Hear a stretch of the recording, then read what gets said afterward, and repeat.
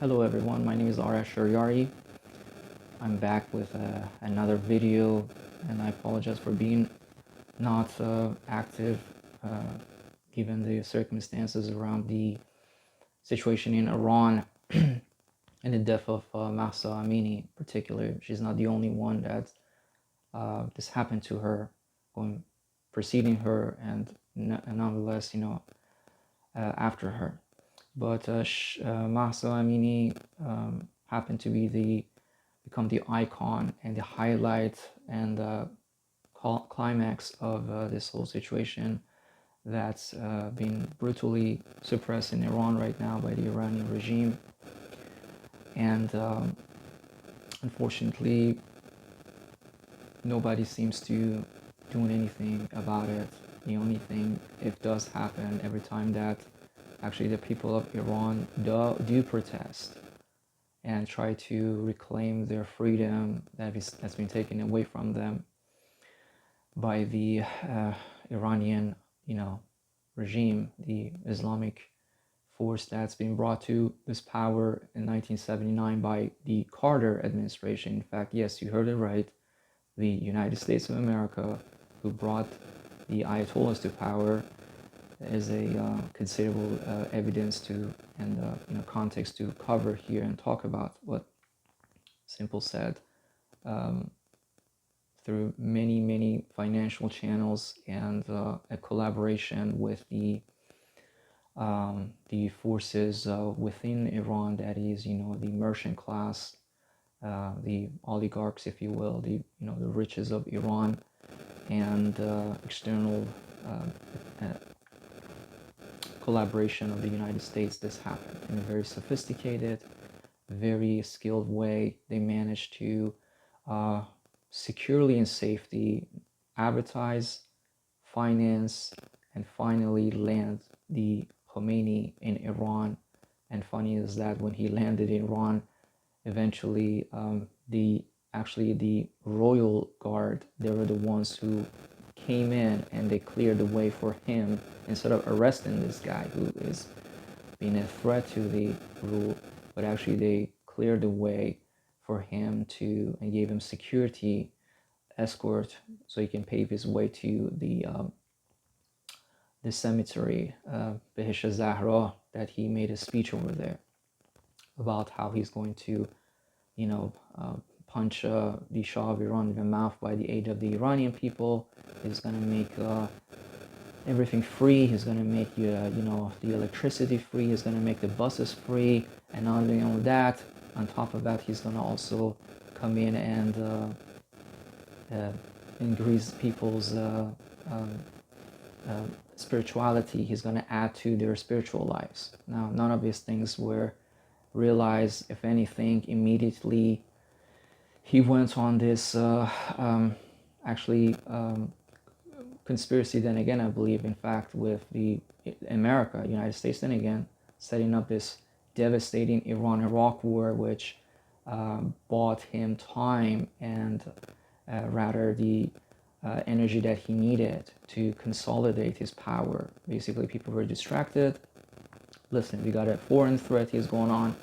We got to actually get together, put our differences outside, get united, go, dismantle this foreign force, and then we come back and we take care of our internal issues. So this is a time frame that Khomeini got a very good time to do a great job of removing and executing and just eliminating any opposition, anything that by any means threatened his regime.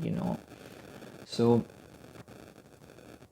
I don't think anybody, to give it the slightest chance, would expect some clergyman who you want to attribute his life to just studying Quran would be capable of doing such a grand strategy of number one, coming to power, and number two, consolidating and pushing his way and actually becoming a very ardent, sophisticated enemy, or adversary, better said, as United One State, in a mutual way that is arranged, want Iran to be portrayed to the West. Speaking of that, hijab is a great branding that basically takes place.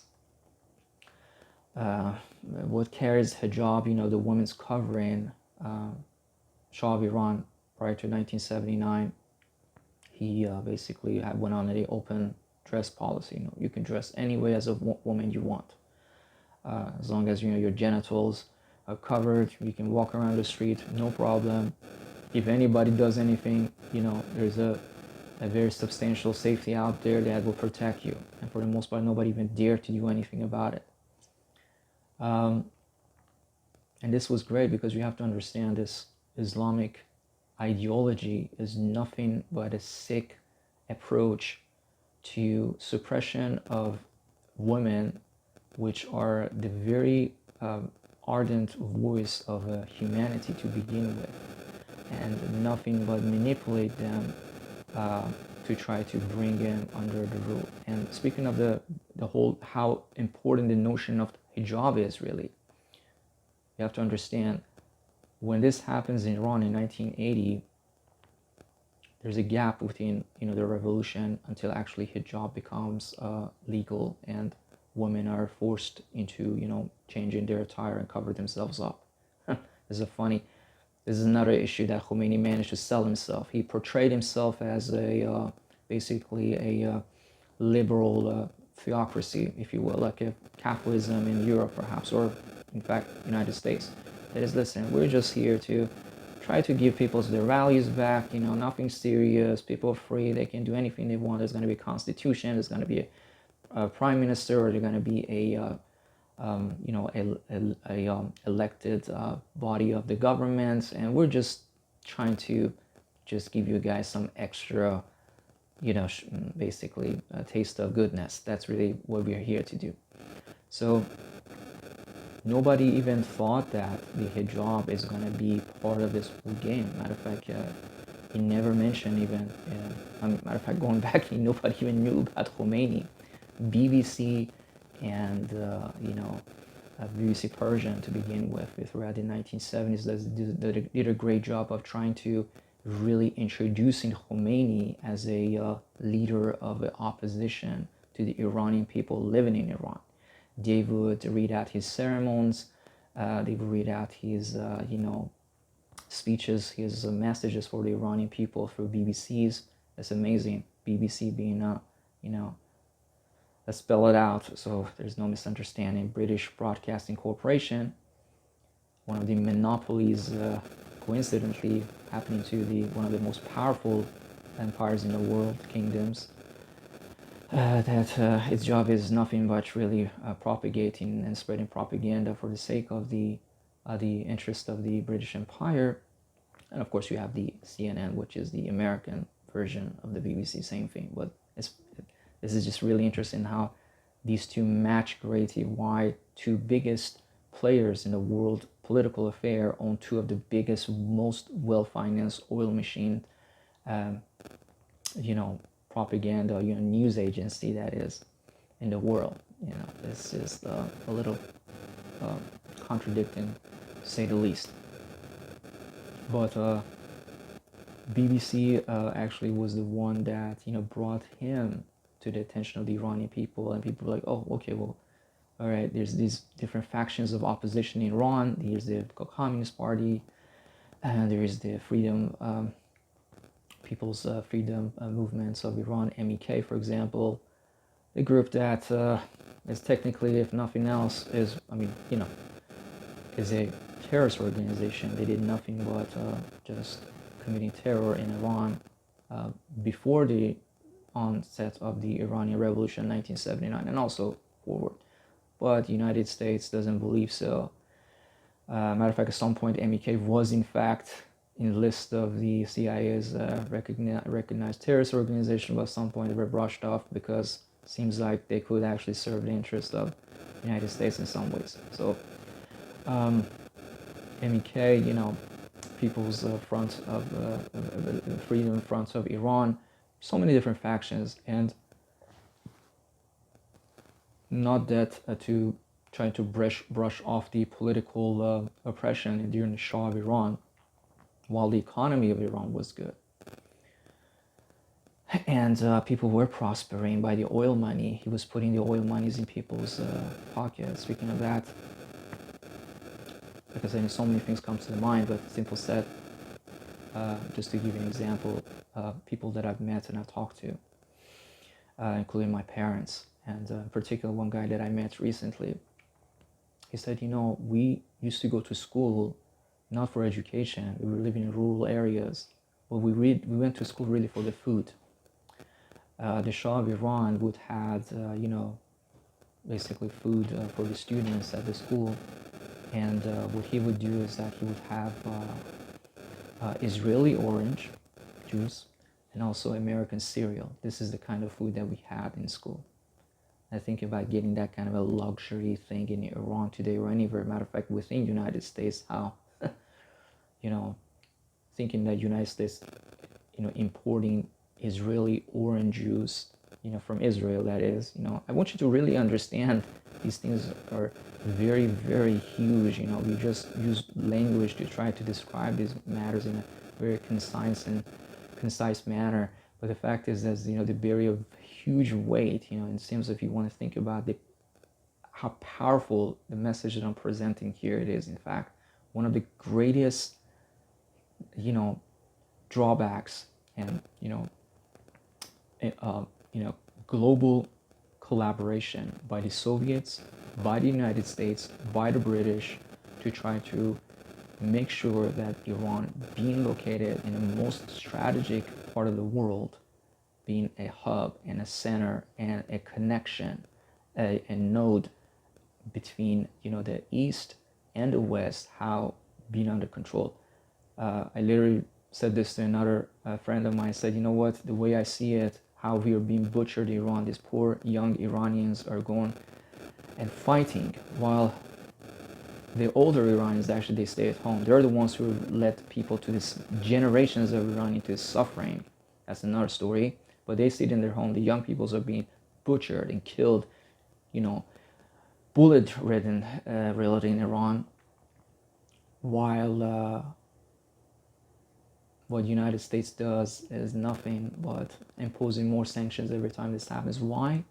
Because the sanctions cut off the power of the actual people. The sanctions are not targeted sanctions, targeting, individuals and the families who are on top posts in the government and are responsible directly for the events that, basically, United States claims to be, acts of terrorism, and oppression, brutality against the Iranian people and on a global scales elsewhere.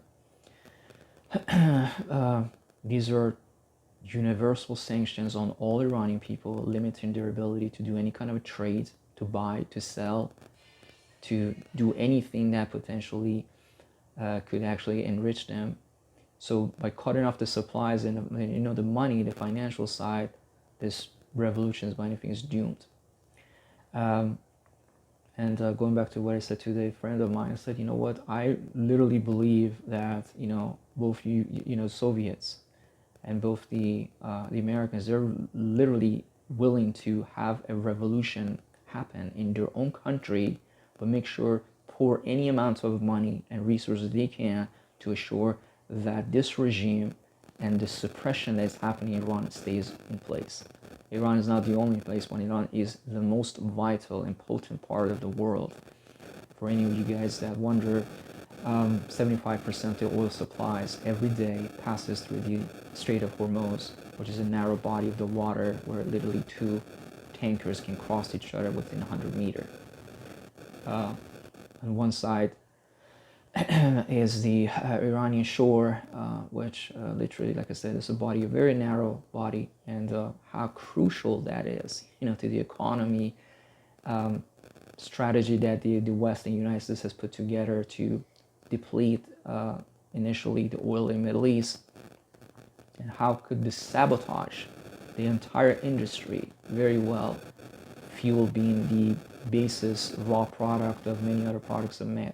There's no surprise that, within the United States, fuel is actually subsidized, the gasoline under European countries, for example. And I think actually that's a very prudent and and shrewd way to go about it, because it's a raw product that you can subsidize and make it available, and thus making the finished goods much cheaper. So relate this to what is happening in Iran, and you will see how like they're willing to pour anything if it means like, you know, spending like half of the GDP of the United States on this a war machine, a third world war that would make sure that whatever is in Iran or will come supposedly after this regime to Iran remains as a you know, protection of the American interest. That is, you know, number one, make sure the oil is basically given out to the West and, you know, these countries that act as a proxy of the United States. And number two is that, you know, the Iranian people are suppressed. To give you a perspective, till very well till 1750, before the Russians got their hands with the aid of the Europeans on, you know, this new artillery, that is, you know, gunpowder, Iran was a very ardent, powerful force within the world. Not talking about Middle East, you know,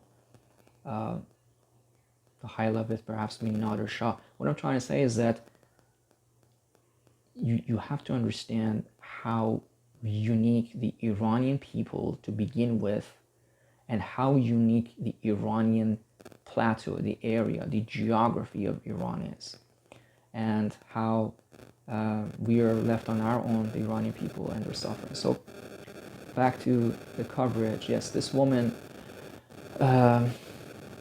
basically, she was walking out of the metro station, coming from, how do you say that, from her city in Kurdistan, a Kurdish province, you know, landed in Tehran to see a friend of hers, her family, and basically because she wasn't aware of how the situation is, she wasn't apparently well, you know, dressed basically in her scarf wasn't that well arranged, and she was taken by this little vans that run under Three City, and their job is, you know, to literally just enforce the Sharia version of hijab basically. And anyway, simple said, she's taken into custody. God knows what these satanic people did to her, and the next thing you know, she's dead. The images of her, you know, basically having been declared dead in a hospital is yeah, it gets it's very sad. It gets broadcasted throughout the internet. So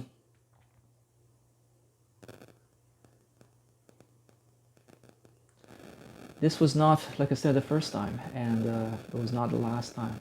There were so many people like her that they've been butchered with the Iranian regime. I'm gonna make a reaction to video to one of the videos that supposedly one of the experts on Iran was given basically on YouTube. I really want to go through this piece by piece, but I just want to take my time and explain one piece of the deal that he said that was very interesting. His name is Navid Zarini, if I'm not mistaken, and I'd like to put the link to this YouTube, and what I consider was obviously enough. I don't know this man, but I can tell you very well that he is one of the offsprings of the you know, the regime, Iranian regime, that has the luxury of earning his PhD and coming out as an Iranian expert, offering an opinion. Now, he's definitely an expert to trying to propagate. That is, I would certainly give him that, and I think that that's one of the things that, you know, people who study political science are become very well to do. Not there to try to learn the politics to try to protect the interests of the people, but the elites and the people that, you know, they want to. One of the things that he said is that this is the first time this happened. Never happened before.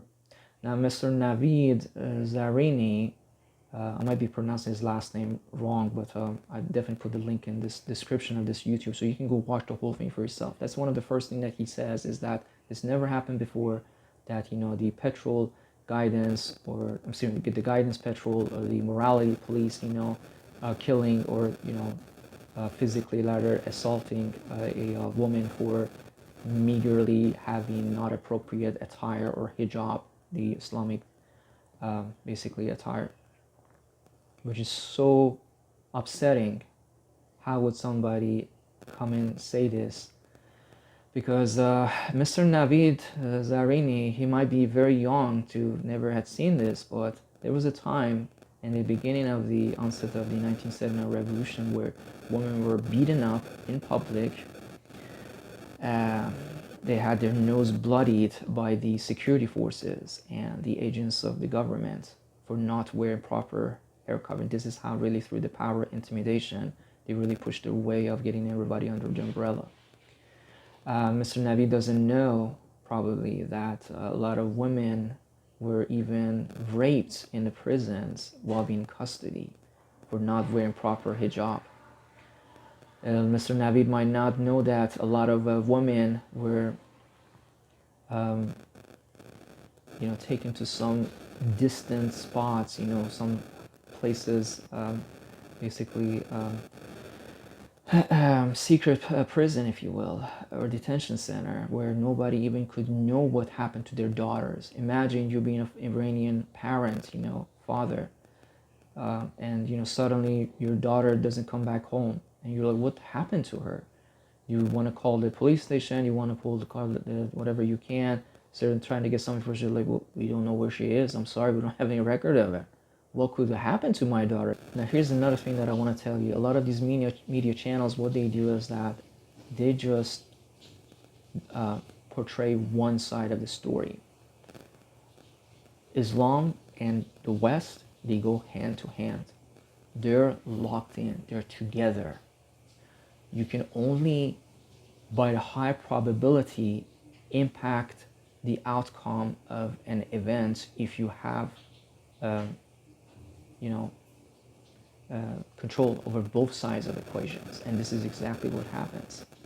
There's no surprise that the Saudi government gets such a great hype, and basically gets to not given any coverage by the American media or by the American governments. American gives the okay to the Saudis. According to what's been published globally, is China, Saudi Arabia. So first is China, in the departments of human rights and executing the political prisoners, and such a forth. China is the first stage, holds the first stage. Saudi Arabia is second. Iran is the third. Not to mention all the atrocities that this recent war that nobody even heard about it. How cool that is, just imagining this happening. How we live in a country called the United States that speaks of ideals of humanity, but these are just beautiful, mind-soothing things that bear no reality. Not to talk about all the crimes and atrocities that the US government committed when going to Iraq or Afghanistan, and what is happening still. Not to mention that, Mr. Obama, being a black president, and everybody who put their hope in this man. I remember seeing these images of Obama basically with being portrayed as like the Mr. Neo in Matrix, and he's the chosen one, is the one. Everybody was, oh my God, the world is gonna change around, everything is gonna go just beautiful. Another Messiah, similar to Khomeini, that when 1979 Khomeini came to Iran, people were like, oh, he's a Messiah. Like, they literally put flowers on the street for him to come, this mighty Messiah. He's come back to free us, and the world is gonna become a peaceful, prosperous, and the sufferings are gonna go away. So anyways, Mr. Obama is the one that can be really the one to dive into. he created the ISIS, these foreign fighters that were financed and trained and given weapons by the US military to go and fight the Syrian president's forces in Syria. And he's the one that actually collaborated with the Ayatollahs, the regime in Iran, where the United States would give the air military force coverage, and the Iranians would be in job of also recruiting the members to try to go against these things. And Mr. Obama is also the one to really look at as the person who led to the Ukrainian and the Russian war that we are witnessing. One of another atrocities that I feel so bad. I just don't understand how this world is so quiet about these things and everybody just goes about their daily business. That's another story. But I'd really like to find the segments of his speech where he went and for twice he said it, that the United States would not approve of this Nordic 1 and Nordic 2, the pipeline that Russia wanted to submit, created to send gas to Europe. And the whole notion behind that is that if this happens, European Union is not gonna feel that need or dependency of the US anymore. So this is gonna be totally against this. And that's as it happened, so many tariffs, so many sanctions were put on Russia by the United States. The United States tries to control the efficient routes that this could potentially happen through Ukraine, not to mention the opening of the facilities of biological weapons and nuclear facilities in covert operations in Ukraine. So God forbid that this is what I said from the beginning. I can't believe this terror of this war is happening, but you have to understand the soft players who not directly are, they're shooting the bullets, they're not pulling the triggers, that is United States here, and how effective they are in this war. Not to mention all this aid, and I think it's about $30 billion of the weapons that US is, sending to Ukraine, basically. A rerun of Afghanistan, similar ways. That's another topic to get into, but I just wanted to, even though I'm late in this game, I really want to just give it a coverage. And before I end this video, I just want to read off some of the name of the people who were butchered in recent times, and all of them are young people. It's devastating. I feel embarrassed about myself that I don't have any role in this thing, just making videos. But let's go over them. Yeah, one of these men was Puya Bakhtiari. Puya Bakhtiari was a young man that was killed in the protest a couple of years ago. Another man's, his name is Arshan Ibrahimi, Maysam Ahmadi, Tarane Musavi. Tarane Musavi was a woman, a very beautiful woman. This woman in particular, she was raped and her body was cut into pieces and was given out basically back to her family. Simple said, I'm sorry, when I say cut into pieces, her body was mutilated. Let's to be exact, I don't want to make something up, God forbid that. All I can say is that very awful things also similar to what happened to Mahsa, happened to Tan. She became another symbol of the devastations that's been happening to Iranian people, how their lives are being butchered. Another man's name is Navid Behboudi, Muhammad Javad Abedi, Mina Sheikhi, and the last one could be mentioned is Nida Agha Sultani. Nida Agha Sultani was also another female that, although she was not directly involved in the protest, apparently she was just passing by and the bullet actually just goes into her brain and she gets killed, having had nothing to do with even the protest. Now, and what's even more interesting is the power of media and how these people come in and by simply making videos, when you and I, we're sitting and watch this, it kind of appeases our mind and it gives us an impression, says, oh man, you know what? Okay, seems like they're repenting, everything's going to go to normal. And you're right. What's the big deal? It's not like, the West is unfamiliar with these things. I mean, you have the white people who go on this global war to kill their own white people. We're not talking about the genocides that happens, by the French in Algeria, for example.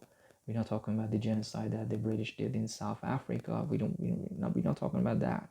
We're just talking about how white people do these things to their own kind. So it's a very strange concept to us, foreigners, particularly, me myself being Iranian. And if you use stats really on it, in the last 250 years, Iran has never waged a war against the country. The most recent one really was this event, which Iranian called as the imposed war, the Iran-Iraq War, that happened in 1980. And simple said, the whole thing is that, sadly enough, that's another traumatic thing about it, that it's not easy to talk about these things, considering the damage that's done to the lives of people, how many young people died from both sides, that is, particular, in the war.